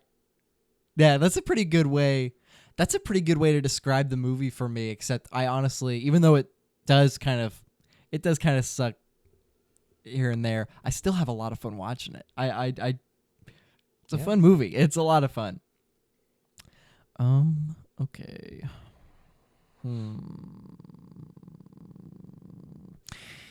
This is a 3-star review. Only Americans would be self-centered enough to think a superhuman creature would descend to Earth from another galaxy and have the sole mission to save and protect the American dream. Please spare me. Is this Man of Steel? No. It's not Man of Steel? No. Whoa. It is the original Superman The movie. original Superman movie. Dang. Yep. Yeah. That's a great review. Yeah, though. only Americans would be self-centered enough to think a superhuman would land in America and protect the American dream. That's kind of true. That's very true, yeah. Okay. I got a 4-star review up next. Okay. And it simply says, nom nom. Oh, The Suicide Squad. Yep. Yeah. Suicide Squad, yep. Nom nom. Yeah. Best character. Okay. This is a 3.5-star review, and the review is simply Krillmonger. Krillmonger in all caps. Oh my gosh. I thought this was like the perfect way to review this movie. Krillmonger. I don't know. Yes. Krillmonger. I'm just going to say Aquaman. Yep, it is Aquaman. Because it's basically Black Panther underwater. Yeah. Oh, that and makes so so much sense. people are calling Patrick Wilson's character Krillmonger. Krillmonger, yeah. That makes so much sense. Yeah, perfect review. That's perfect, yeah. Okay. I got a 5-star review. Okay. Fuck James Gunn. Fuck DC. Is that really? Is that the review? That's the review. And Gunn is spelled with one N. Okay, so bro can't even spell. Definitely a Snyder fan. I have 3 choices. Is it Man of Steel? It is Man of Okay. Steel. I was debating between Man of Steel and Zack Snyder's Justice League. Yeah. So I'm really glad I... Very upset fan. Yeah. Yeah. Okay, this is a 1-star review. Okay. We can't keep letting Gal Gadot get away with this. Wonder Woman 2. Yeah. Wonder Woman 1984. That makes sense. Yep, we can't. I love that. We can't keep letting Gal Gadot get away with this. He can't keep getting away with it. He can't keep getting away with it. Bro, I can't wait to watch El Camino. Oh my gosh. Okay. My final review is 0.5 star. Oh wow, 0.5 star. This is the worst movie I have ever seen in theaters. Oh, okay. It's in theaters. Is it Justice League? It is not Justice League. Okay, wait. One more. Is it Batman v Superman? It is not Batman v Superman. It is Suicide Squad. Okay, that's still accurate. Yeah. That is still accurate. All right. Alrighty. My final review is a 1.5 star review. Ha ha ha. Okay. A 2-hour trailer is a fun gag, but where's the real movie?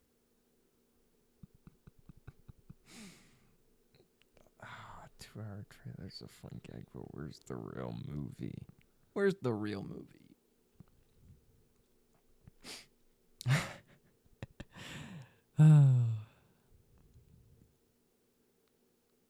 Where's the real movie? Where is it? Where'd you take it? 2-hour trailer. It's a fun gag. 2-hour trailer.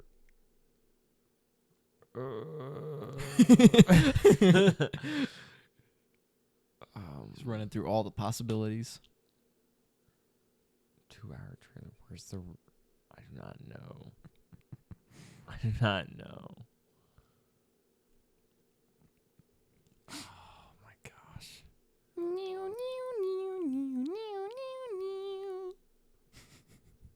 Okay, give me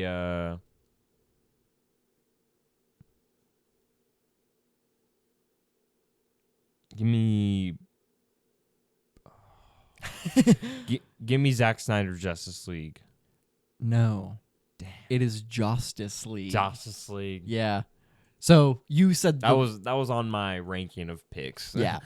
You said the movie that they said that they were waiting for, basically. And this was the trailer. Yeah. Okay, that makes sense. Justice League. Interesting. Yeah. That was a lot of fun. That was really fun. It's good. Some good reviews that yes. we picked out of there. I love it. Krillmonger. That's my favorite. That's hilarious. I love that. Well, it's coming into the end of the episode here, so we can talk about our recommendations. What did we watch? What did we watch? What did we watch? We need like a musical segment. Transition. Yeah. What did we watch? That's good. That was good. All right, you can go ahead. What'd you watch? I can start off. I didn't watch anything this week because that's crazy. I noticed that. I have a very compelling excuse. Oh. Your Honor, in my defense, I've been playing too much Baldur's Gate 3. My client was clearly gaming.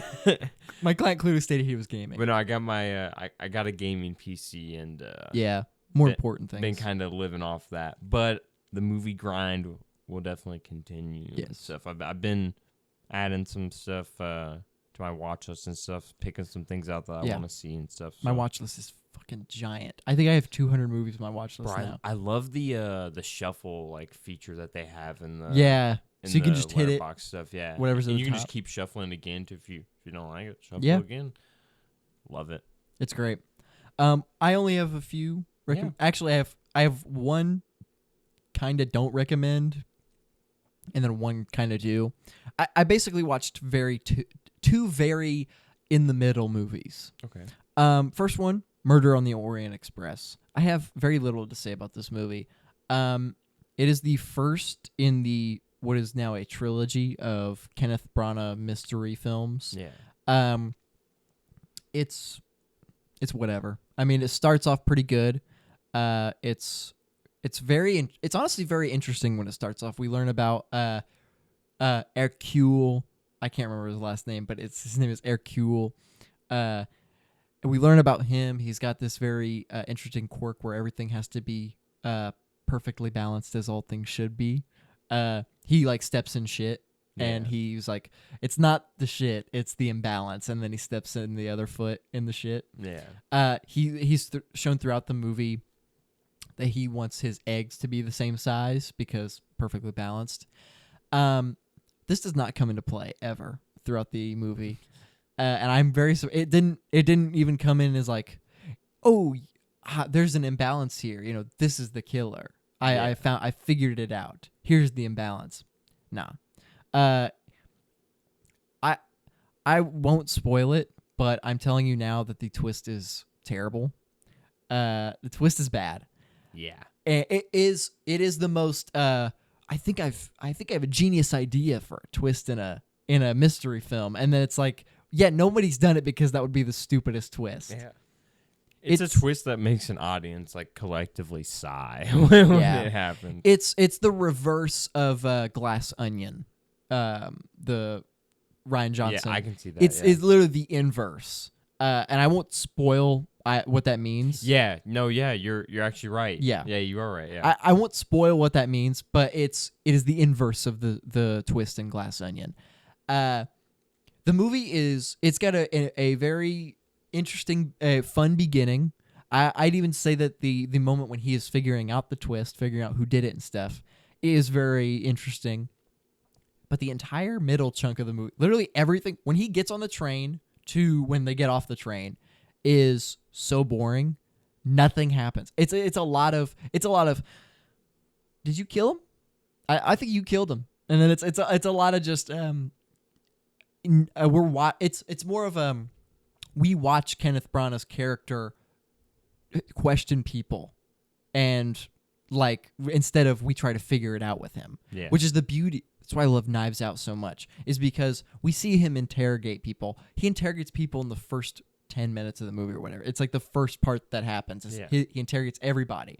But the rest of the movie is trying to figure it out. Yeah. And this movie is mostly just him talking to people. Yeah. Like questioning and interrogation. And then he's like, huh, the killer must be you. Yeah, and then he's like this. And you.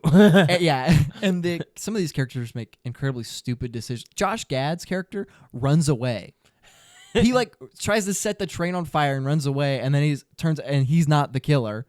It's literally for the movie to be like, oh, it's him, but we know no, the killer would not do this, or well, at least the movie killer would not do this, you know. Anyways, it's dumb. I gave it like a 6 out of 10. It's it arguably could go down to a 5 or a 5.5. It's very middle of the road, and I think I don't think it's awful. I think you could still have an enjoyable time watching it, but I personally very bored. Yeah. I was like, okay, now I'm ready to find out who the killer is. Yeah. And when you find out who the killer is, it's like, why did I even watch this? Yeah. It's very much a letdown. So, but I do plan on watching Death of the Nile. You will dislike that one more. I promise you, you would definitely dislike that one more. That's not hopeful. That's not very promising. I'm not going to sugarcoat it. It's not. I don't think it has any of the positives because I kind of agree with you on like the positives and overall like quality of the first one, and I don't think that the second one has any of really the good kind of shine through moments that first one has.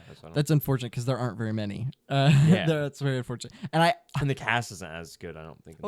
Yeah, that's another thing. The cast is stacked, and they're underutilized, and they're very boring. Everybody's the same. You know, there's no Knives Out. All the characters are different. Yeah. They're very different personalities, and you get the idea of who may have done it, who might have done it.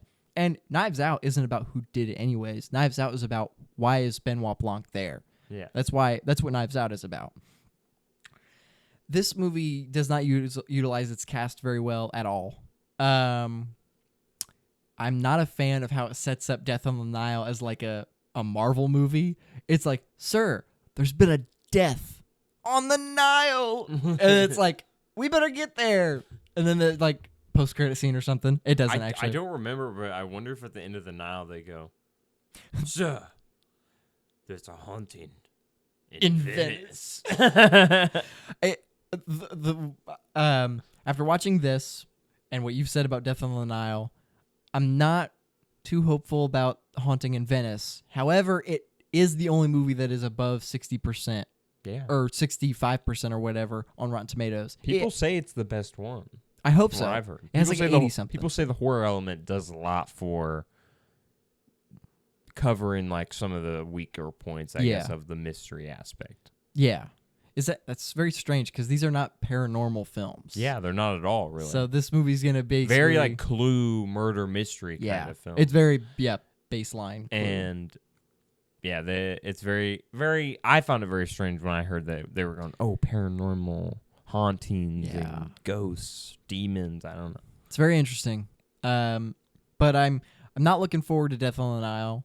However, I will watch it, and then I believe we're gonna try to see A Haunting in Venice. And we'll talk about that next episode. My next movie is The Black Phone. Came out last year, and I saw this in theaters. I very much enjoyed it. I'd argue that it was probably one of the best horror movie to come out of last year. However, on my rewatch, it is very it's okay. It's I won't say it's okay. But it is. It's fine. It's a fine horror movie. Some very solid jump scares that got me again that I did not expect, even though I'd already seen the movie. The the acting from a lot of the characters is very on or off. The main character, Finney, I don't know. Oh, Mason Thames is the actor. He's pretty good.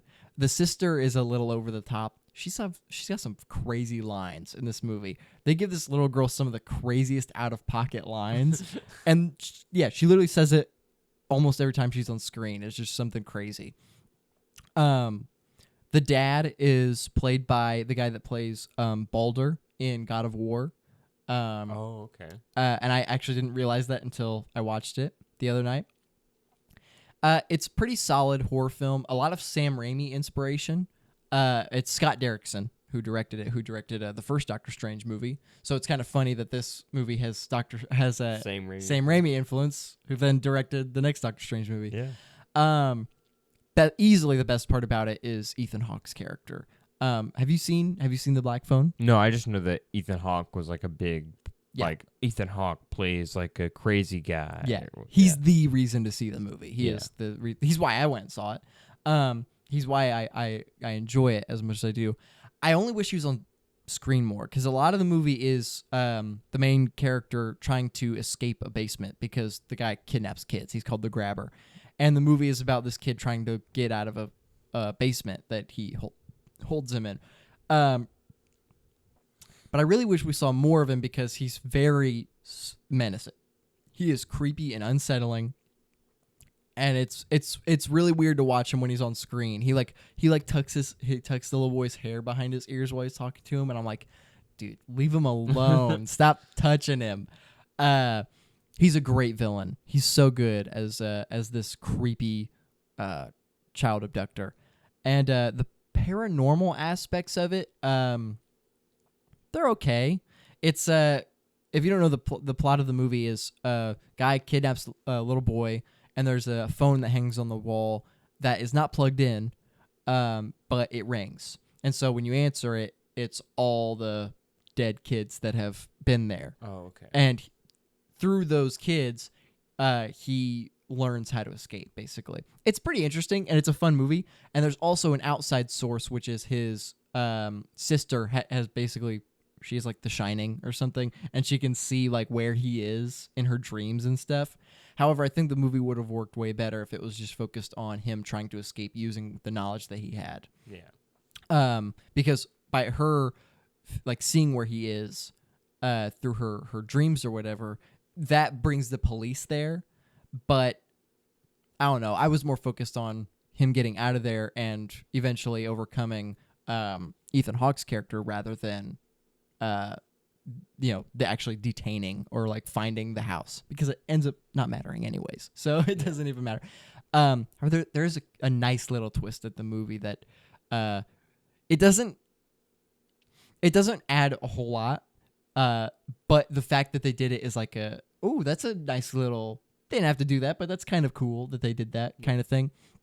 I recommend Black Phone. It's a good movie. It's probably better on the first watch, and then probably never touch it again, just because it's just not that good. Yeah. But it is a very enjoyable film that I definitely recommend at least watching once. So, yeah. But those were my movies, and of course, I watched season 3 of Breaking Bad. Nice. I couldn't wait to talk about it today, because I can't wait to watch season 4 tonight. I waited. I was like, I gotta wait. Season 3 is the divorce season. The season where she finds out, he tells her what's been going on, and Skylar gets into it. It's weird. It's like at first she's like, she distances herself, obviously, tries to get like a restraining order and a divorce and stuff. And he's like, nah, this is my house. I'm staying. Yeah. I'm not leaving. So it's like the divorce season, and she slowly gets in on it, and it's kind of crazy. But the last 2 episodes, when he comes in and he hits the guys with the car.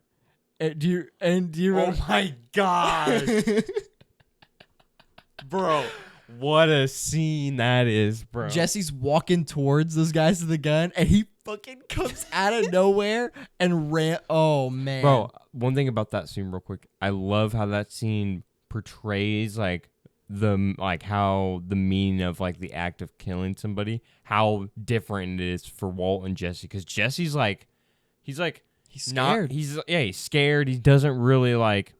You know, he realizes the magnitude of, like, killing somebody and like, you know, what he's about to do. Walt, bro, boom, doesn't care, bro. Yeah. Literally doesn't even really acknowledge. It's even more so prominent in that moment when he obviously rams them. They fucking fly over the car. One guy does get, like, completely ran over and he dies. But the other guy flies over the car. And he gets out of the car and immediately goes for the guy's gun and just shoots him in the head. Yeah, no hesitation. And then he looks at Jesse. Yeah, run. I could not believe what I was watching. I was like, "Are you serious? This is insane. This is batshit crazy." That was so crazy. It was so wild. I remember watching that and just thinking, "What the hell did I just watch?" Yes, yeah. Oh man, and that's such a good one. The ending, arguably even crazier. Gale, who is the replacement, that the guy that Gustavo, who we see way more of, and he's so fucking good. Gustavo wants to replace Walt with this guy Gale, who was his previous partner, Walt's previous partner, who he then replaced with Jesse. And they find out that this is their plan. Their plan is to basically kill Walt and have Gale take over, so that way they aren't, you know, there's no issues, basically. Yeah. But without Gale, Walt is the only person that knows, and Jesse obviously knows how to make the meth, knows how to do the production. And that scene where he literally goes, "Your boss is gonna need me," and he's like, and Mike's like, "Why is that?" And then he says the address, and Mike's face is just like, "Dude, what did you say?" Bro, that whole scene where Walt's like begging for his life or whatever, and Mike's like, "Walter, stop it, Walter. Yeah. I'm not gonna hear it." Yeah, so perfect, bro. And just the you literally visually see the change in Walter's, like, demeanor when he realizes that he has the upper hand and everything. He's like, "Oh, wow, I'm not begging for anything here. You need me, buddy. Yeah, so you're gonna need me. Sorry." Oh man, and it's really intense, obviously, because, like, he's calling up Jesse, and then he's like, "Jesse, go do it quick. Go run, do it now. Yeah, and then obviously that's obviously a big thing for Jesse's character and stuff, because he doesn't want to kill anybody, you know? And it's a cliffhanger. So technically, don't know for sure. Yeah, you don't know anything, but it's either way. I love the knock on the door, the opening of the door, and he's like slowly, he's like, "What? Okay, you don't have to do this." And Gale starts crying, and it's really upsetting because Gale is. It's kind of funny because Gale is almost portrayed as, like, this annoying character that you as an audience member don't want around either. You want Walter and Jesse, you know? Yeah. But the moment that he has that gun put to his face and he starts crying and is like, "You don't have to do this," I'm like, "Please, Jesse, don't kill Gale. He's a human, man. Don't kill him. It's crazy. He's a person. Stop it." But I love how that shot, though, kind of when Jesse's holding the gun parallels the first episode of Walt when he has the gun out. Yes, and he at the cops. And it has, like, the and the camera's, like, right in front of the barrel kind of the gun. Yeah, I love that shot. That's how you know that it perfectly shows, like, you know that he's gonna fire the gun. You don't know if he's gonna shoot him, and you don't know if you don't know if he's gonna not shoot him. Yeah, but you know that he's gonna pull the trigger by just that simple of, like, off to the side, focusing on his face as the camera slowly goes towards the barrel of the gun, and you look straight down the barrel of the gun. You know what that means, and in that moment you're like, "Oh my god!" And the Jesse one is so perfect too, because I'm pretty sure I remember his face goes, like, out of focus, and it focuses, like, solely on the gun, and Yeah. Oh my god! Like blurs him out in the background. What a shot, man! It's and what a intense ending and scene. Yeah. Hank has a good character development in this season. He this is he kills the two twins, the guys that are after him, the cousins, Tuco's cousins. That was a crazy scene too. That's wild. It's so funny because I know that these characters don't die, at least not yet. Yeah. And even still, I'm like, oh, please don't die. Please don't die. Dude, for some reason, the Hank scene in particular in the car and stuff really hurt. Like seeing him like get shot and stuff. I don't know why, but particularly that scene really like made me feel like because he's just a guy. He's not. He's really like what was he doing? Picking up groceries or something? Yeah. He was just there getting groceries or something, and he got a call on the phone that said 2 men are coming to kill you. Yeah. And then it just hangs up, and he's like looking like, okay, where are they? And they come up and they attack him. Yeah. And it's it is really wild scene, and it does hurt to watch him get shot because I don't think we don't see him get hurt like that until that point. And he's a very flawed person. He's kind of racist. Yeah. And he's a little sexist. Yeah. But he's not a bad person. He doesn't do bad things. Yeah. He obviously cares about his family, and he no matter his remarks towards his Hispanic or Latino coworker. Yeah. He Gomez. Gomi. He still cares about him. Yeah. And so, I mean, you can make a case of like, well, he doesn't really care about him if he's being racist towards him. But it's also like there are many. It's definitely, I think, human reasons. I think when you see their relationship unfold on screen, it's definitely like, okay, that's like, it's kind of just their relationship. Yeah. Yeah, it is very much. Yeah. He calls it it's not. It doesn't make it. I'm not saying it makes it like completely like fine. Like it definitely would be better if he didn't make racist remarks. Definitely. But I mean, but would it? Because it's also because it's his character. It's who. Yeah. It's. I mean, okay, yeah, because of his character and stuff. Yeah, I think that it makes sense in regards to that. But like in regards to like him being like a better person or whatever, I don't think that. I don't know. I don't think that. I think given the context of his and Gomi's relationship, it makes it a little less like he's like racist. He's racist. Yeah. But he's definitely a little racist. He's definitely a little racist, and he's a little sexist. He's a little sexist. Yeah. I haven't talked about it yet. But I know Skylar is like the most hated character. And she still is. I'd say she still is the most hated character for me. But Anna Gunn is crazy good. And I don't ever hear anybody... Nobody ever praises her because of the kind of character... her character's pretty annoying and self-obsessed and very... she's more egotistical than... in a way... She's egotistical in a way... that is more annoying than Walt. When Walt is egotistical and it's like... threatening in a dangerous way. Yeah. And she's egotistical and annoying and like, okay, but you don't have to be egotistical. But Anna Gunn is incredible in this show, and she's been incredible. I just haven't. It's specifically this season that she really is as good as she is, and I'm sure will have even better moments. But she's great. She's great, and she deserves the praise just as much, I would say. But yeah, this season's great. This has the Fly episode that is apparently the lowest rated episode. Yeah. It's also the most probably the in general most discussed episode of Breaking Bad because a lot of people think it's the worst. Yeah, which I disagree. I do as well. I think arguably the worst episode is any of the episodes where they are just in the hospital, just kind of sitting down in the hospital. Yeah. Even though still fantastic episodes. Yeah.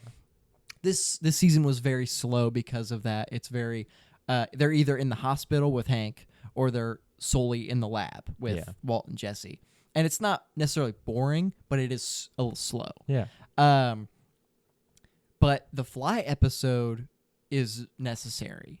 I think so too. I think you can't. It literally builds upon the relationship more than any other episode because it is a episode purely just them two in a room together. Yeah, and it solely focuses on their relationship, and it distinctly shows the audience even more so the differences between Walt and Jesse and how their like dynamic reacts with each other and stuff like that by how they both go about capturing the Fly and getting rid of it and stuff. Yeah. And I really thought that that Walt was gonna tell Jesse about Jane. Yes, bro. That was he didn't. But in that moment, I was like, "Are you gonna say it? Are you gonna tell him what happened?" And he doesn't. And I was like, but at the same time, I was like, "Okay, well, okay, good, but also not good." Yeah. Yeah. This season was crazy, and I saw a post recently that said it showed the different. It showed a mirror in the rearview mirror shot from each season, and the first season it was like fear, and the second season is power. Third season is loss. I think. No, that was the fourth. Fourth season is loss. I can't remember what the third season is. Oh, it was anger. So it was fear. It was fear, power, anger, loss, and then the final season was acceptance. I think That's a good word for it. I think it was or sadness. That's also a good word for it. Yeah. Anyways, it was so far a good depiction of each season. I'd say. But I will say I'm very excited for you to see 4 and 5. I don't think that they're like waves better than the rest of the show, but they're probably my 2 favorite seasons. Is there a lot more that happens? I think so. Yeah. In particular in season 5. Season 5 is it's filled with a lot of stuff, particularly towards the end. Yeah. I mean, it's the end of the show. They got to wrap up, character lines and stuff. And it is kind of stuffed at the end. Season 4, I remember being really good and like really suspenseful and crazy, like crazy stuff happening. You're going to have a lot of fun with 4 and 5. I can't wait. I cannot wait. Yeah. This show, I mean, so far the show's a 10. Like I know it'll probably end up being a 10, but I'm before you say what a rating is on a show, you got to watch the whole thing. Yeah. And but I know. Imagine I watched the final episode. I'm like, I didn't like the ending. And he ruined it for me. Yeah. So Ozzy. That could happen. It could. Yeah. We're like, Ozymandias is the worst episode ever, and I know that it's like one of the best episodes in television considered. Yeah, I can't wait to watch the rest of it. I can't wait for you to watch it. Well, anyways, that brings us to the end of the episode. The end is near. Thank you so much, everybody, for tuning in this week. If you would like to catch us on our social medias, you can find us on Instagram. I am at Maceo Movies. I am at Loda Review. And you can find us together at the Cinemaniacs podcast for updates, clips, all sorts of stuff. We're on TikTok, YouTube, all that. All the streaming services. All of it. Every single one. Catch us on it. Catch or don't. Snooze, you lose. I'd prefer you did, but or don't. It's up to you. So thank you all so much for tuning in this week. And remember that Green Lantern is the greatest movie ever made. And that guy watched Shang-Chi instead. Brofist. The Cinemaniacs podcast.